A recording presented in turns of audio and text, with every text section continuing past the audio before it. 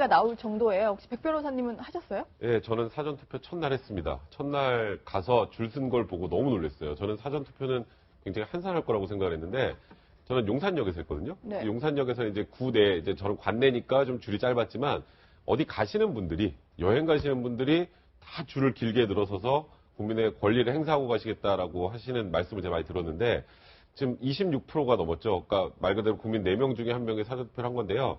뭐 그 전에 있었던 사전투표가 이번에 대선에 처음 도입된 건데, 뭐 지방선거나 국회의원 선거 때 거의 2배 이상을 기록할 정도로 사전투표 열기가 뜨거웠다는 건 그만큼 이번에 대선에 대한 국민들의 관심이 높다. 뭐 이렇게 단적으로 말씀드려도 될 것 같습니다. 네. 네, 그래서 관심은 이제 전체 투표율이 과연 80%를 넘어서 87년 대선을 다시 재현할 수 있을까? 그런 관측이 많은데 전체 투표율에 어떤 영향을 줄까요? 5년 전에 75% 정도였죠. 물론 그 전에 대선들을 보면 80%가 넘는 그런 투표율을 많이 보이다가 최근 들어서 좀 떨어졌습니다. 지난 5년 전에 75%를 기록을 했는데 사전투표가 저희가 실시된 게 2013년부터거든요. 그래서 지방선거 한 번, 총선 한 번 그런 경험입니다. 사실 대선에서 사전투표는 이번이 처음이거든요. 그래서 비교할 수 있는 건 사실은 지난 지방선거와 총선, 4.13 총선 때, 이 사전투표와 그 다음에 본투표에서의 어떤 연관관계를 보면 사전투표가 높을수록 본선에서 본투표일에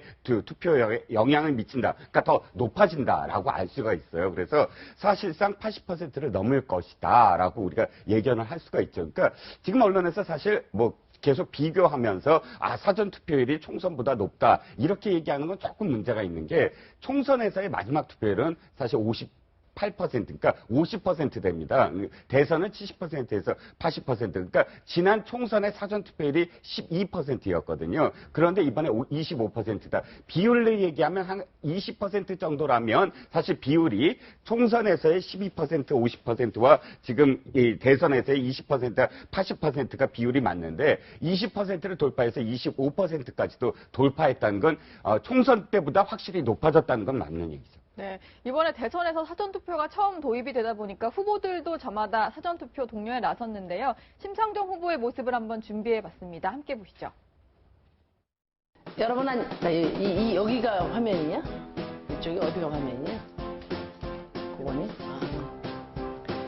여러분 안녕하세요. 심상정입니다. 5월 9일 선거 당일날 아쉽게도 투표 못하시는 분들 4일, 5일 사전투표가 예정돼 있습니다. 얼굴보다 좀 앞으로 가져가 주세요. 그래야 얼굴이 작게 보이거든요. 하나, 둘, 셋. 투표했어. 오. 이렇게 사전투표했어를 붙여서 SNS에 올려주시면 저희가 빨리 찾아내서 릴레이 영상 만들겠습니다. 해시태그 사전투표했어를 꼭 기억해 주세요. 그리고 저 뽑았다고 소문 많이 내주세요. 투표 인증이 당당한 나라 저 심상정과 함께 만들어 갑시다. 제발. 이번에는 이제 인증샷을 또 찍는 것도 당당하게 할 수가 있고 5손가락으로 후보 누구 찍었다 이걸 표시를 할 수 있으니까 더 참여를 많이 한 게 아닌가 이런 생각도 좀 들더라고요. 그렇습니다. 역시 이제 선거법에 규제가 많으면은 이 선거가 재미도 없고 또 그 규제 때문에 뭐 열기도 떨어지는 그런 게 많습니다. 그런데 이번에는 이제 저런 규제를 많이 풀므로써 자신의 그 투표 또 그런 인증샷을 올리는 것이 이 축제에 나도 당당한 주역으로 참여했다 하는 그런 뭐 즐거움으로 또 하면서 다른 사람에게 그걸 자신을 내보이기도 하고 또 다른 사람의 투표 참여를 권유하기도 하는 이런 것이 돼서 오히려 이제 더 열기를 많이 만들어내는 그런 긍정적인 효과가 있지 않느냐. 그런 면에서 보면 지금의 선거법 여러 가지 좀 불필요한 규제 더 없애야 된다는 걸 시사해주는 좋은 점이 아닌가 이렇게 보여집니다. 네. 네, 사전 투표율 높아진 건 분명히 좋은데 각 캠프마다 좀 이게 계산기에 두드리는 모습이 또 복잡해졌어요. 그래서 과연 누구한테 유리하냐 서로 얘기를 하고 있는데 어떻게 보십니까? 예, 보통 이제 지금 이제 현장 투표, 이제 사전 투표 쪽 취재한 기자들이라든가 거기서 선관위 직원들, 2030 그 젊은 세대들의 모습이 많이 보였다. 뭐 이렇게 얘기를 하고 있어요. 그리고 이제 사전 투표가 세 번째라고 그러지 않았습니까? 작년 총선, 3년 전에 지방선거 때 사전 투표에서의 승패가 그대로 이어진 경우가 많거든요. 그래서 이번에도 사전 투표율 특히나 높았기 때문에 중요하지 않을까 이렇게 보여지는데, 근데 2030이 높으면 이른바 이제 야당 후보, 이제 문재인 후보에게 그럼 반드시 유리할 것이냐? 그게 아닐 수도 있다라는 게 이번 그 선거의 약간 그 특징 아닌가 보여지는데, 왜냐하면 지금 방금 전에 뭐 심상정 후보 최근에 굉장히 이렇게 약진을 하고 있지 않습니까? 근데 막판에 이제 유승민 후보 그 이제 집단 탈당에 따른 어떤 그 이제 이 동정표가 급속히 결집되고 있기 때문에 2030의 표가 심상정 후보나 유승민 후보로 갔을 이런 것도 굉장히 크기 때문에 일반적으로는 이제 문재인 후보 쪽이 유리하다고 해석이 돼야 되나, 이번 선거 반드시 그렇다고 할 수 없는 그런 좀 미묘한 상황인 것 같습니다. 네. 네. 그리고 사전투표, 이제 지역별 투표율이 공개가 되다 보니까 이건 또 어떤 영향을 줄까 이것도 좀 궁금한 부분인데, 일단은 전국별로 주목을 좀 할 만한 게 서구 동전 현상이 좀 뚜렷하게 나타났다. 이제 원래 뭐 호남이야 투표율이 높았다고는 하는데, 그래도 봤을 때 이제 가장 높은 건 물론 세종시였지만 전남이 34.04% 그리고 전북도 31%가 넘었고요. 근데 보면 이제 대구 같은 경우는 22.28%로 전국 평균에도 못 미치거든요. 이거를 어떻게 봐야 될까? 아직 결정 못했다.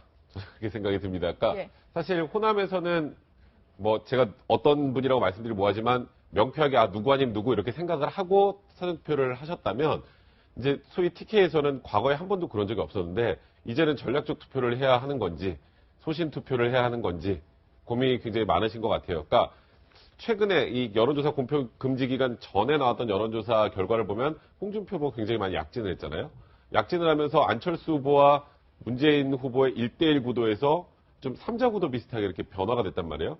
그러니까 어느 쪽을 찍는 게 소위, 그러니까 반문 정서가 강한 지역에서는 문재인 후보를 꺾는데 유리할까라는 생각을 하실 거고, 어떤 한 층에서 누구 찍을지 아직 고민 중이라는 것 하나하고, 또 두 번째는 투표를 포기할 수도 있다는 거. 그러니까 네. 과거처럼 명확하게 양자 구도로 가는 구도가 아니고, 뭐 이번에 탄핵 정국 이후에 보수 층 중에서도 굉장히 실망한 분들이 많이 계시잖아요. 그분들이 투표 자체를 안 할 수도 있다. 그래서 생각보다 TK 해석이 낮았던 건 그렇게 두 가지 측면에서 보면 되지 않을까 생각됩니다. 네. 네, 크게 보면 이제 투표율을 또 볼 수가 있고요. 그리고 지역별 인구 분포도 또 봐야 되지 않겠습니까? 그래서 전통적으로 저희 보면은 영충호라고 얘기하지 않습니까? 영남, 충청, 호남 순이다. 인구 분포를 봤을 때. 그래서 영남이 가장 많은 인구를 갖고 있는데, 이번에 투표율이 낮다거나 아니면 이렇게 표시 분산됐을 경우에 또 미치는 영향이 또 있지 않을까요? 네, 크겠죠. 사실은 이제 영호충이라고 해서 영남 다음에 호남 다음이 충청이었습니다. 근데 이제 충청이 세종시의 인구가 유입이 되고, 또 이제 전체적으로 호남이 좀 줄어들면서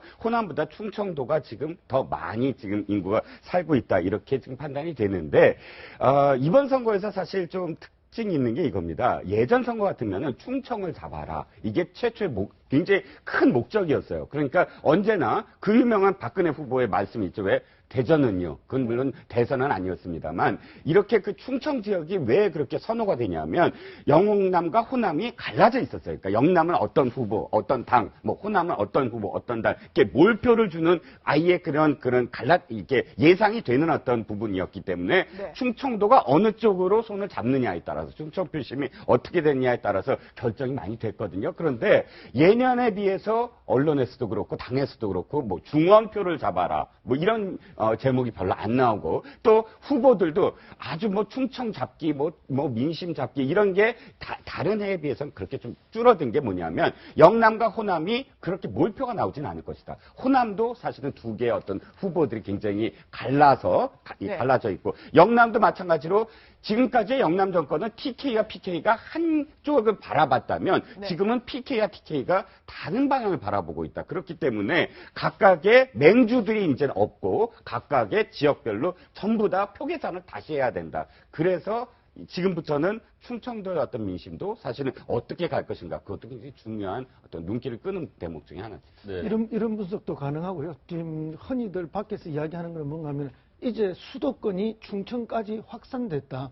그래서 충청의 민심도 두 가지다. 전통적인 충청의 민심 하나와 그 다음에 수도권의 민심, 이렇게 되기 때문에 이 갈라진 두 가지의 충청 민심을 어떻게 잘 공략하느냐, 이것이 대선 후보 캠프들의 실질적인 전략이 되어야 한다. 그냥 뭉텅그려서 하나의 충청 이렇게 보는 것보다는 네. 수도권에서 확산된 수도권 이미지의 충청과 그리고 전통적 충청, 이것을 구분해서 접근하는 전략이 있을 때 득표에 성공할 것이다, 이렇게 보여집니다. 근데 요번 이제 다 끝나고, 선거전이 끝나고 나면 아마 각 언론사에서 그런 데이터도 집계를 해볼 텐데, 주요 후보별로 어느 지역에서 유세를 몇 번 했는가, 이걸 따져보면요. 아마도 제 추측으로는 그러니까 이제까지는 말이에요. 영남이라든가 호남은 사실상 어느 그 마음이 이미 한쪽으로 기울어져 가지고 몰표가 나오는 데니까 굳이 거기 안 가려고 그래요. 그러다 보니까 이제 수도권, 충청권 위주의 유세전을 하게 되는 거죠. 네. 이른바 산토끼를 거기서 좀 더 많이 끌어들여야 되겠다.